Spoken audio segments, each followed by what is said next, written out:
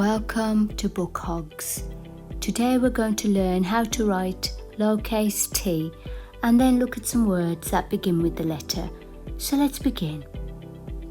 Lowercase t has a long straight stroke with a tail at the bottom, and then we cross it in the middle, like this.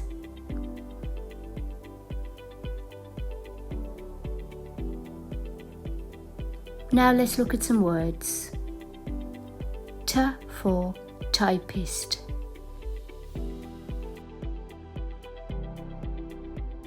This word has a th sound to represent the th digraph.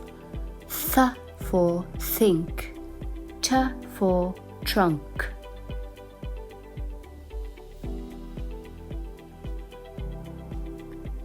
T for triangle.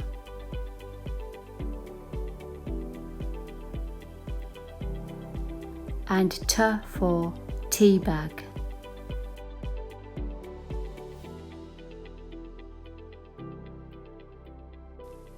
If you like this video, please support our channel. It really does help.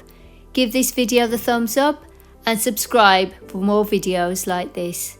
We also have free worksheets on our website. Visit bookhogs.com. Thanks so much for watching.